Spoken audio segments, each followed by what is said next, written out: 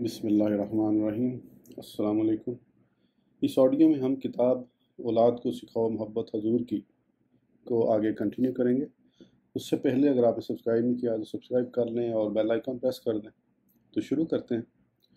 ان میں سے پہلی بات تو یہ ہے کہ حضرت ابو ہریرہ رضی اللہ عنہ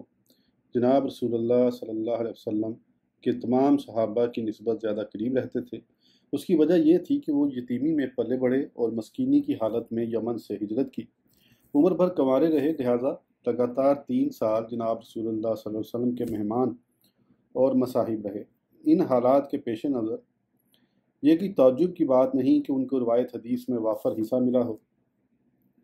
حضرت عبداللہ بن عمر رضی اللہ عنہ اکثر ان سے کہا کرتے تھے، اے ابو ہریرہ رضی اللہ عنہ، آپ ہم سب سے بڑھ کر جناب رسول اللہ صلی اللہ علیہ وسلم کی صحبت کو لازم پکڑنے والے اور ہم سب سے زیادہ آپ کی احادیث کے عالم ہیں۔ اور دوسری بات یہ ہے کہ اگر ہم جیسا کہ پروفیسر محمد ضیاء الرحمن العظمی اپنی ایک مستند کتاب میں لکھتے ہیں، ان احادیث کو ان دنوں پر تقسیم کریں جن دنوں میں ابو ہریرہ رضی اللہ عنہ جناب نبی کریم صلی اللہ علیہ وسلم کی صحبت میں رہے، تو ہمیں یہ معلوم ہو جائے گا کہ وہ روزانہ جو کچھ آپ سے سیکھتے تھے اس کا تناسب یومیہ ایک حدیث یا نصف حدیث بنتی تھی، جن میں صحیح اور ضعیف دونوں قسم کی حدیث شامل ہیں، اور یہ تناسب بڑی حد تک معقول ہے۔ ان مذکورہ بالا دونوں باتوں کی روشنی میں ہم یہ ملاحظہ کرتے ہیں کہ حضرت ابو ہریرہ رضی اللہ پر کثرت کے ساتھ احادیث روایت کرنے کی تہمت بے سند اور بے بنیاد ہے۔ اگر کثرت روایت صحیح بھی ہو تو پھر بھی اس میں نہ کوئی اچنبھے کی بات اور نہ خوفزدہ ہونے کی۔ اس پر مزید ہم یہ کہتے ہیں کہ احادیث کا وافر حصہ جو حضرت ابو ہریرہ رضی اللہ عنہ سے مروی ہے اور ان کی طرف منسوب ہے، وہ دیگر راویوں سے بھی منقول ہے، جہاں تک صحیح احادیث کا تعلق ہے، جن کی روایت میں ابو ہریرہ رضی اللہ عنہ منفرد و ممتاز ہیں، وہ تقریباً 220 سے متجاوز نہیں۔ تو پھر کیا مروی حدیث کی یہ تعداد بھی ابو ہریرہ رضی اللہ عنہ پر کثرت روایات کا الزام سچا ثابت کر سکتی ہے؟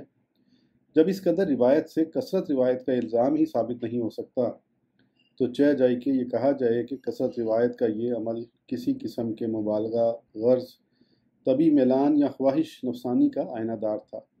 اب ملاحظہ کیجئے حضرت عبداللہ بن عمر رضی اللہ عنہ کی اس شہادت کا، جو حضرت ابو ہریرہ رضی اللہ عنہ کی روایت حدیث میں ذمہ دارانہ طرز عمل اور ان کی امانت داری کی بابت ہے۔ ایک بار ان سے پوچھا گیا کہ کیا ابو ہریرہ رضی اللہ عنہ کی کثرت روایت کو آپ بنگاہ پسندیدگی دیکھتے ہیں؟ فرمایا، بات یہ نہیں، بلکہ حقیقت یہ ہے کہ انہوں نے تو اس سلسلے میں سبقت کی اور ہم پیچھے رہ گئے۔ ہمارے نزدیک اعلیٰ و عرفہ چیز صحت حدیث ہے، نہ کہ اس کی عددی کثرت۔ بلا شبہ یہ تو اللہ تعالیٰ کے احسانات میں سے ہم پر بڑا احسان ہے کہ اس نے حضرت ابو ہریرہ رضی اللہ عنہ جیسی ایک شخصیت کو اس عظیم کام کے لیے وقت نکالنے کی توفیق بخشی، جبکہ دیگر صحابہ اس وقت تجارت یا دیگر کاموں میں مصروف رہتے تھے۔ آئیے اس سلسلے میں بخاری و مسلم نے حضرت ابو ہریرہ رضی اللہ عنہ سے جو کچھ روایت کیا ہے اسے بغور سنیں، اور ہم اس بات پر بھی اللہ تعالیٰ کا شکر بجا لاتے ہیں کہ اس مسئلے نے صحابہ کے زمانے میں سر اٹھایا، مگر یہ اسے ٹال دیا گیا۔ اس میں حکمت یہ تھی کہ ہمارے اس زمانے میں اس کا جواب دیا جائے۔ کہا جاتا ہے کہ حضرت ابو ہریرہ رضی اللہ عنہ بارہا یہ فرمایا کرتے تھے کہ اگر قرآن کریم میں یہ مدرجہ ذیل 2 آیتیں نہ ہوتی تو میں کوئی حدیث بیان نہ کرتا۔ ترجمہ: بے شک وہ جو ہماری اتاری ہوئی روشن باتوں اور ہدایت کو چھپاتے ہیں، بعد اس کے کہ لوگوں کے لیے ہم اس کتاب میں وضاحت فرما چکے ہیں، ان پر اللہ کی لعنت ہے اور لعنت کرنے والوں کی لعنت، مگر وہ جو توبہ کریں اور سنواریں اور ظاہر کریں تو میں ان کی توبہ قبول فرماؤں گا، اور میں ہی ہوں توبہ قبول کرنے والا مہربان۔ بے شک ہمارے مہاجر بھائی بازاروں میں خرید و فروخت میں مصروف رہتے اور ہمارے انصار بھائیوں کو اپنے مال و اموال کی تجارت مصروف کیے رہتی، مگر ان کے برعکس ابو ہریرہ رضی اللہ عنہ سائے کی طرح اپنے پیٹ کی تسکین کے لیے جناب رسول اللہ صلی اللہ علیہ وسلم کے ساتھ لگے رہتے۔ یہی سبب ہے کہ آپ وہ کچھ پیش کر سکتے تھے جو دیگر صحابہ نہیں کر سکتے تھے، وہ کچھ یاد رکھتے تو انہیں یاد نہیں تھا۔ مسلمان جناب رسول اللہ صلی اللہ علیہ وسلم کی حدیث پاک کی تحقیق کے سلسلے میں بہت تحقیق اور باریک بینی سے کام لیا کرتے تھے، اور اس میں ذرہ بھر بھی حرج نہیں سمجھتے تھے۔ مثال کے طور پر یہ بیان کیا جاتا ہے کہ ایک دفعہ حضرت عمر رضی اللہ عنہ نے حضرت ابو موسیٰ اشعری رضی اللہ عنہ سے، جبکہ انہوں نے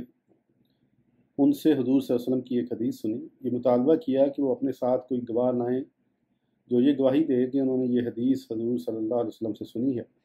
مگر اس کے ساتھ ساتھ ان سے یہ بھی فرمایا کہ اے ابو موسیٰ سنو، میں تم پر تہمت نہیں لگا رہا ہوں، چونکہ یہ جناب صلی اللہ علیہ وسلم کی حدیث کا معاملہ ہے، اسی لیے آپ سے یہ کہہ رہا ہوں۔ میں سمجھتا ہوں کہ مروان نے بھی اس طریقہ کار کے مطابق عمل کیا تھا۔ یہ سب کچھ ابو ہریرہ رضی اللہ عنہ کی شخصیت میں شک کی وجہ سے نہیں، بلکہ اس لیے کہ یہ تو حضور صلی اللہ علیہ وسلم کی حدیث کا معاملہ ہے۔ قصہ یوں ہے جیسا کہ مروان کا کاتب بیان کرتا ہے کہ ایک دفعہ مروان نے حضرت ابو ہریرہ رضی اللہ عنہ کو بلا بھیجا اور ان سے باتیں کرنے لگا اور مجھے اپنی چارپائی کے پیچھے بٹھا دیا تاکہ جو کچھ ابو ہریرہ رضی اللہ عنہ کے منہ سے نکلے میں وہ لکھتا جاؤں۔ میں نے سب کچھ لکھ لیا۔ 1 سال بعد مروان نے ان کو دوبارہ بلا بھیجا اور ان سے ان باتوں کے بارے میں پوچھا جو 1 سال پہلے ان سے کہی تھیں، اور مجھے حکم دیا کہ میں غور کروں کہ وہ کیا بتاتے ہیں۔ چنانچہ منوعاً انہوں نے وہی باتیں سنا دی اور ایک حرف کی بھی ان میں تبدیلی نہیں کی۔ کیسا ہی یہ امتحان تھا اور کیا ہی یہ تحقیق تھی۔ حضرت عبداللہ بن عمر رضی اللہ عنہ حضرت ابو ہریرہ رضی اللہ عنہ سے فرمایا کرتے تھے، آپ ہم سب سے بڑھ کر جناب رسول اللہ صلی اللہ علیہ وسلم کی خدمت میں رہنے والے اور ہم سب سے زیادہ آپ کی حدیث کی معرفت رکھنے والے ہیں۔ حضرت امام شافعی سے اللہ راضی ہو فرماتے ہیں، ابو ہریرہ رضی اللہ عنہ اپنے زمانے کے تمام راویان حدیث سے زیادہ حدیث کے حافظ تھے۔ یہ قبیلہ دوست کا وہ لڑکا تھا جو اس وقت آپ صلی اللہ علیہ وسلم کی دعا سے مشرف ایمان ہوا جب آپ صلی اللہ علیہ وسلم نے اللہ تعالیٰ سے ایک ایسے علم کی دعا کی تھی جو بلایا نہ جائے۔ حضرت ابو ہریرہ رضی اللہ عنہ اپنی ماں کے ساتھ انتہا درجہ نرمی کرنے والے اور ان کے فرما بردار تھے۔ یہی وہ چیز ہے جو ان کے ایمان و اخلاق کی گہرائی کا پتہ دیتی ہے۔ ابو مرا مولا عقیل سے مروی ہے کہ مروان اکثر اوقات حضرت ابو ہریرہ رضی اللہ عنہ کو اپنی نیابت سونپ دیتا تھا اور حضرت ابو ہریرہ رضی اللہ عنہ ذل خلیفہ میں ہوتے تھے۔ ان کی ماں ایک مکان میں رہتی تھی اور وہ خود دوسرے میں۔ راوی کہتے ہیں کہ جب ابو ہریرہ رضی اللہ عنہ باہر جانے کا ارادہ کرتے تو دروازے پر کھڑے ہو کر کہتے، اے ماں تجھ پر سلامتی ہو، اللہ تعالیٰ کی رحمت ہو، اس کی برکت ہو۔ وہ جواب میں کہتی، وعلیکہ یا بنی ورحمۃ اللہ وبرکاتہ، اے میرے بیٹے تجھ پر سلام ہو اور اللہ تعالیٰ کی رحمت ہو، اس کی برکت ہو۔ وہ جواب میں کہتے، رحمک اللہ کما ربیتنی صغیرہ، اللہ تعالیٰ تجھ پر ایسے رحم کرے جیسے تو نے بڑے رحیمانہ اور مشفقانہ انداز میں بچپن میں میری پرورش کی ہے۔ وہ پھر جواب میں کہتی، رحمک اللہ کاما بررتنی کبیرہ، اللہ تعالیٰ تجھ پر ایسے رحم کرے جیسے تو نے بڑا ہو کر میرے ساتھ احسان کیا۔ بعد ازاں جب کبھی بھی وہ اپنی ماں کی زیارت کے لیے آتے تو ایسے ہی کہتے۔ بیان کیا گیا ہے کہ ایسا آپ اللہ تعالیٰ کے اس قول مبارک وَقُلْ رَبِّ ارْحَمْہُمَا کَمَا رَبَّیَانِی صَغِیرًا کے نازل ہونے کے بعد کیا کرتے تھے۔ کیا یہ حضرت ابو ہریرہ رضی اللہ عنہ کا دفاع ہے؟ نجداً ہرگز نہیں۔ وہ اس سے کس قدر بے نیاز ہیں، یہ تو فقط قدیم و جدید کے حق میں لمحہ فکریہ ہے۔ اس کے بارے میں دل سے یہ حقیقت محو نہیں ہوتی کہ بعض عقول پر تسلط حاصل کر لینا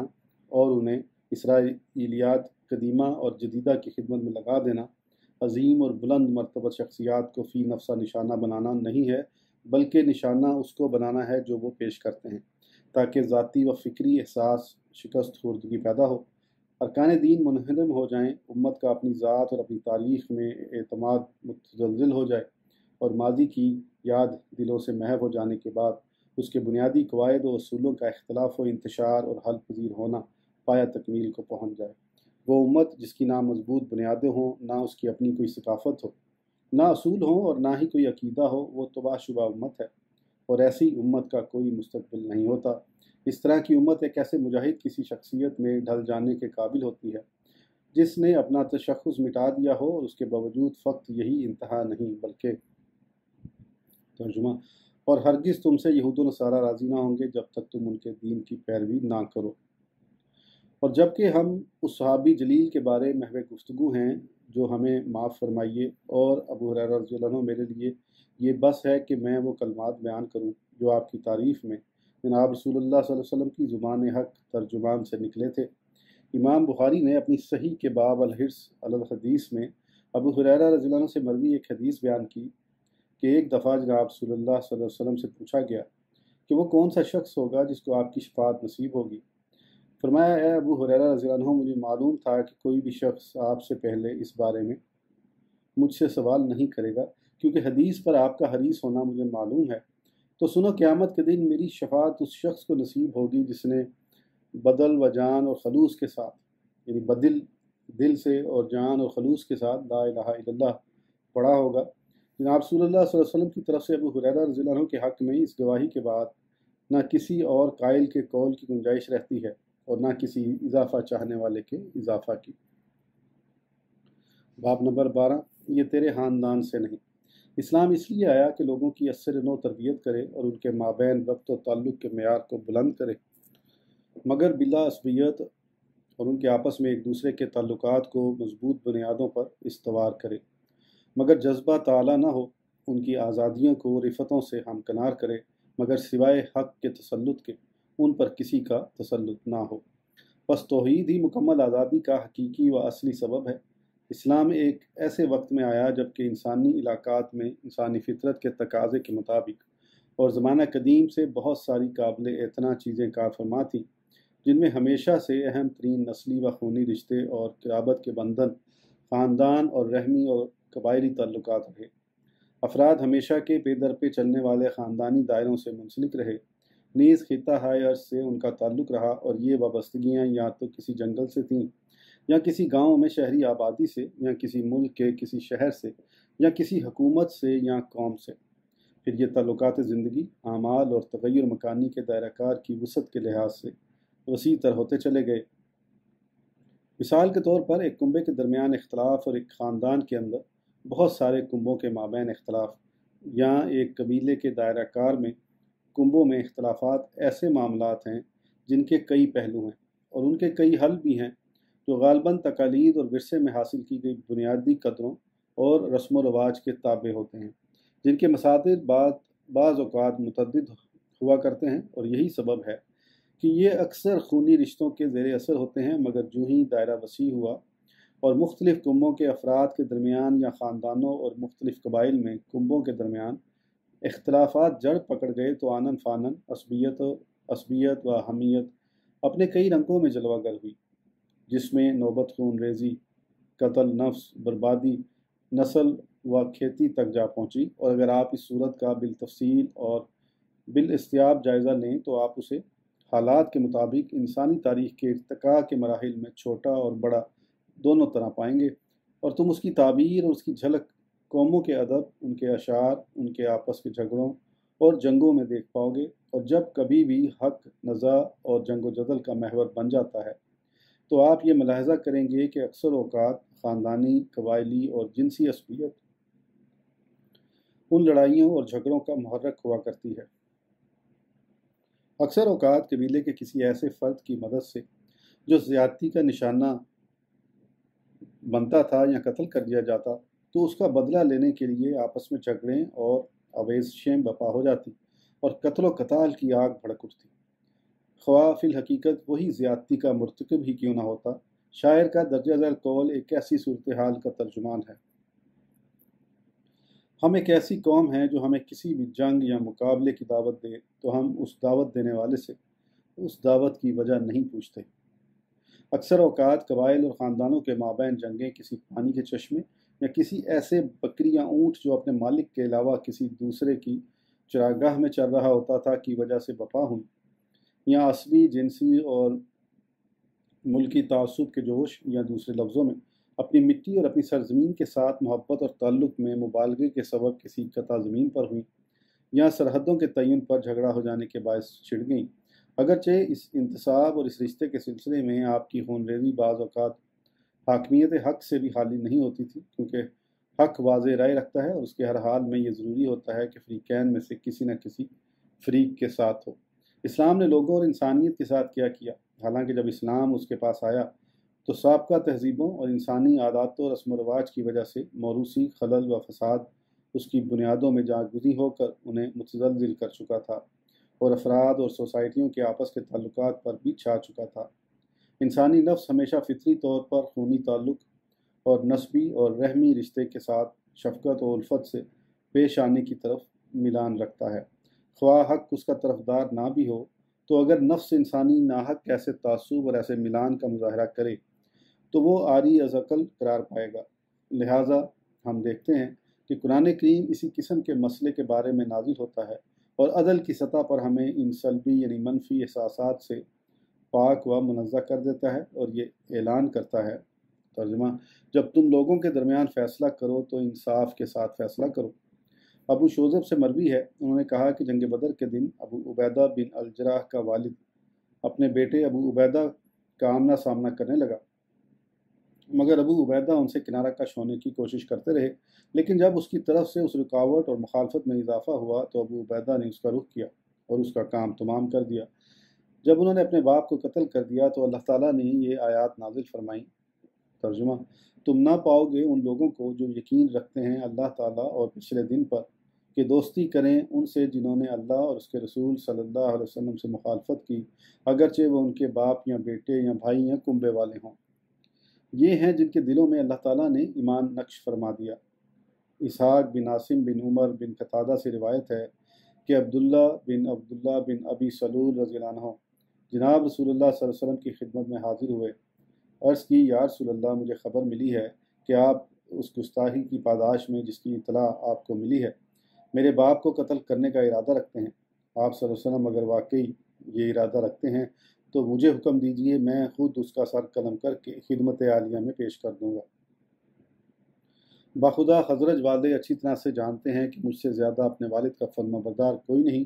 اور مجھے یہ ڈر ہے کہ آپ اس کے قتل کا کسی اور کو حکم دیں گے، وہ اس کو قتل کر دے گا تو مجھ سے یہ بات برداشت نہیں ہو سکے کہ میں عبداللہ بن ابی کا قاتل لوگوں میں چلتا پھرتا دیکھوں اور ایک کافر کے بدلے ایک مومن کو قتل کر بیٹھوں اور جہنم میں داخل کیا جاؤں۔ جناب رسول اللہ صلی اللہ علیہ وسلم نے فرمایا، ایسی کوئی بات نہیں، ہم اس کے ساتھ نرمی کا برتاؤ کریں گے اور جب تک وہ ہمارے ساتھ ہیں ہم اس کے ساتھ رابطہ رکھیں گے۔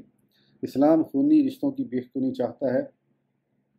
تاکہ اس کی جگہ عقیدت پر مبنی ایک نیا رشتہ پروان چڑھائے۔ ابن حشام نے ابو عبیدہ اور دیگر اہل مغازی یعنی جنگوں کا علم رکھنے والے صحابہ کا ذکر کرتے ہوئے کہا ہے کہ حضرت عمر بن الخطاب رضی اللہ عنہ سے سعید بن العاص رضی اللہ عنہ سے فرمایا، اور آپ اس وقت ان کے قریب سے گزر رہے تھے، اے سعید، میں تیرے بارے میں یہ دیکھتا ہوں کہ تیرے دل میں میرے بارے میں کچھ نہ کچھ ہے۔ میرا تیرے بارے یہ خیال ہے کہ تو یہ سوچتا ہے کہ غالباً میں نے تیرے باپ کو قتل کیا ہے۔ سن لے، اگر میں نے واقعی اس کو قتل کیا ہوتا تو میں اس کے قتل سے تجھ سے عذر خواہی نہ کرتا، مگر میں نے تو اپنے ماموں عاص ابن ہشام ابن مغیرہ کو قتل کیا ہے۔ جہاں تک تمہارے باپ کا تعلق ہے، وہ اس وقت ایسے زمین کھود رہا تھا جیسے ایک بیل اپنے سینگوں سے کھودتا ہے۔ میں نے اس سے کنارہ کشی اختیار کر لی، اسی اثنا میں اس کے چچا حضرت علی رضی اللہ عنہ نے اس کا قصد کیا اور اس کو قتل کر دیا۔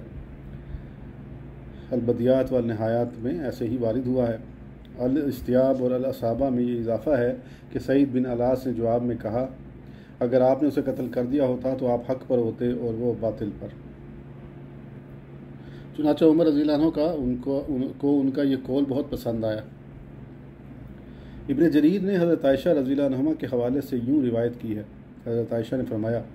کہ حضور صلی اللہ علیہ وسلم نے مقتولین بدر کے بارے میں حکم صادر فرمایا کہ انہیں گھسیٹ کر چاہ بدر میں ڈال دیا جائے، چنانچہ انہیں بموجب حکم اس میں پھینک دیا گیا۔ بعد ازاں آپ صلی اللہ علیہ وسلم اس کنویں کے دہانے پر کھڑے ہوئے اور کنویں والوں سے یوں مخاطب ہوئے کہ اے کنویں والوں، کیا تمہارے رب نے جو وعدہ تم سے کیا تھا وہ تم نے سچا پا لیا ہے؟ بے شک میں نے تو وہ وعدہ جو میرے رب نے میرے ساتھ کیا تھا سچا پا لیا ہے۔ یہ سن کر صحابہ نے عرض کی، یا رسول اللہ صلی اللہ علیہ وسلم، کیا آپ مردہ قوم سے گفتگو فرما رہے ہیں؟ آپ نے فرمایا، بے شک انہوں نے جان لیا ہے کہ ان کے رب تعالیٰ نے ان سے جو وعدہ فرمایا تھا وہ سچا ثابت ہوا ہے۔ اب ابو حذیفہ نے دیکھا کہ ان کے باپ عتبہ کو گھسیٹ کر کنویں میں ڈالا جا رہا ہے، تو جناب رسول اللہ صلی اللہ علیہ وسلم نے اس کے چہرے پر آثار ناپسندیدگی دیکھ کر فرمایا، اے ابو حذیفہ، گویا آپ جس چیز کو دیکھ رہے ہیں اس کو ناپسند کر رہے ہیں۔ عرض کی، یا رسول اللہ صلی اللہ علیہ وسلم، بے شک میرا باپ ایک سردار آدمی تھا، مجھے امید تھی کہ اس کا رب اسے اسلام کی راہ دکھائے گا، مگر جب اس کا یہ انجام ہوا تو اس نے مجھے مغموم بنا دیا۔ چنانچہ جناب رسول اللہ صلی اللہ علیہ وسلم نے اس کے حق میں بھلائی اور خیریت کی دعا فرمائی۔ ہم مسئلہ توحید کو خواہ کتنا ہی عقیدے کے ساتھ جڑا ہوا کیوں نہ ہو، فی الحقیقت تمام شرائع اسلام کا محور اور ان کا جامع پاتے ہیں۔ وہ ہر مبدع اور ہر قانون کی اصل ہے۔ اس میں کچھ شک نہیں کہ انسانی جان کی آزادی میں اس کا جو کردار ہے وہ ان قوانین کی سربلندی کے لیے اصلی اور پائیدار مرکز فراہم کرتا ہے جو ایک فرد، خاندان، سوسائٹی، حکومتوں اور قبائل کی نگرانی کرنے والے ہیں۔ اس میدان میں وہ فی الفور خونی قرابت کے کردار کو اس کی تمام تر قوت سمیت بے دست و پا کر دیتا ہے تاکہ اس کی جگہ وہ نئی قسم کا رشتہ لے لے جو عقیدے والا رشتہ ہے۔ اس کا یہ معنی نہیں کہ اس نے انسانی فطری روابط و تعلقات کو قربان کر دیا ہے، بلکہ اس نے تو الٹا ان کی حفاظت کی ہے اور انہیں مضبوط بنیادوں پر استوار کیا ہے۔ البتہ ان کا منزل مقصود اور مطمع نظر ہونا بے اصل و بے بنیاد قرار دیا ہے اور انہیں محض ایک وسیلہ و ذریعہ کی حیثیت دی ہے اور ان سے منسوب ہونے کی سطح کو حق سے منسوب ہونے کی سطح تک پہنچا دیا ہے، وہ حق جسے اقتدار مطلق حاصل ہے۔ آج کے لیے اتنا ہی، پھر انشاءاللہ اگلی آڈیو میں آگے کنٹینیو کریں گے۔ اس وقت تک کے لیے اجازت دیجیے، سبسکرائب کرنا نہ بھولیں۔ اللہ حافظ۔